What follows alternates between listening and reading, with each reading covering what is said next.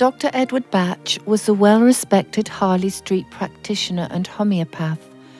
He came to Cromer in the 1930s to spend some time researching a new way of preparing remedies made from wild flowers.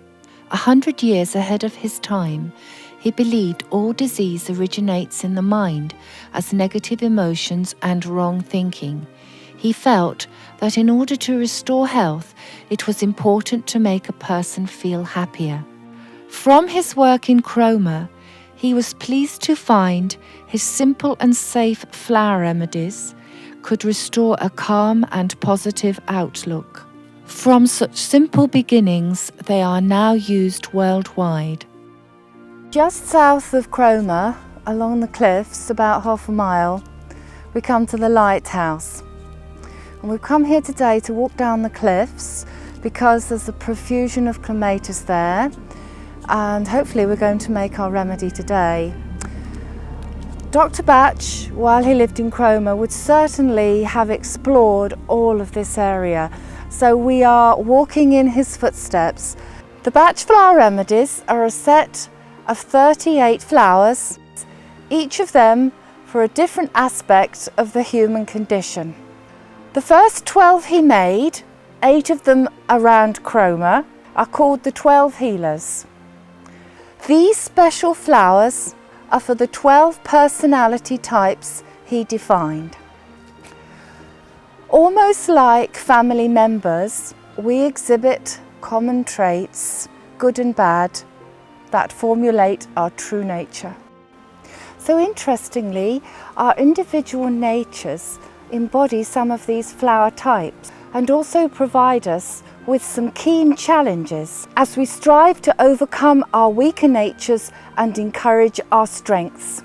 The reward for this effort is always increased health and well-being, and also more effectiveness in the world as our potential is realised.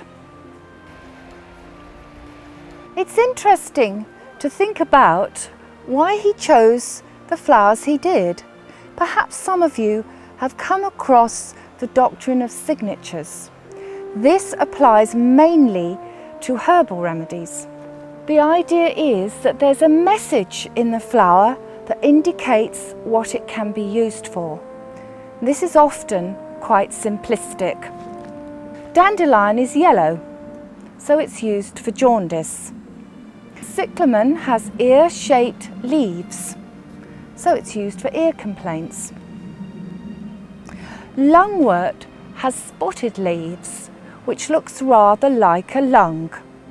Its Latin name is Pulmonaria officinalis, so it's not surprising that it's used for lung complaints.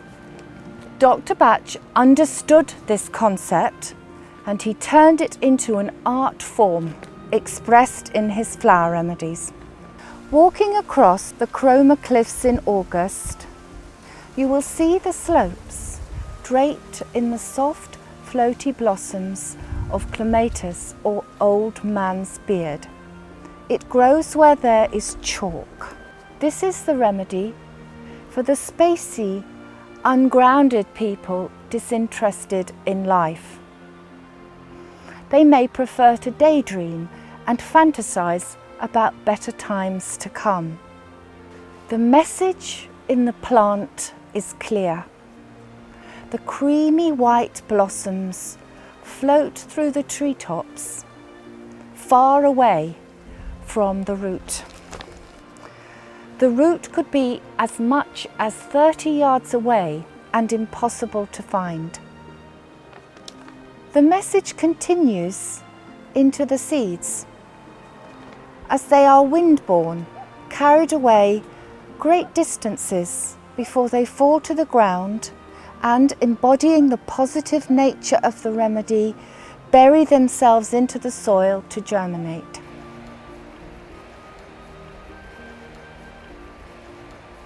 Choose a clear sunny day with no clouds. Fill a clear glass bowl with fresh spring water and float flowers on the surface of the water. Leave the bowl in the sun for 3 to 4 hours until the flowers fade. This will bring a bright and energetic nature to the water, and it will fill with bubbles. This will have a miraculous effect on the subtle levels of our being. Flick off the flowers using a piece of the plant. Pour into a bottle and preserve with an equal amount of brandy. And this is the mother. A dilution of the mother gives the stock, and this is what you buy in the shops. A dilution of the stock gives you the treatment bottle, and this is what you take, 4 drops 4 times a day. Let me give you an example of how you can use the clematis remedy. Your friend is feeling dreamy and sleepy, not much interested in life. She'd rather have a fantasy about living somewhere warmer with her boyfriend. She's actually very talented and wants to be a painter, but can't seem to get paint on the canvas. She has lots of wonderful ideas, but just can't make them reality. Give her some clematis. She will wake up to the present moment, ready to be more energetic and creative. Soon there will be many lovely paintings, and success will make her dreams a reality. And it's just 4 drops 4 times a day. On the anniversary of his 70th birthday in 2006, the Bach and Cromer conference brought delegates from 32 countries and speakers from all continents of the world. Cromer hosted over 300 people, and the Pavilion Theatre resounded with reports of Bach flower remedies being used from South America to Taiwan. That weekend was a tribute to Dr. Bach, his life and work. This heritage is something for Cromer to be proud of.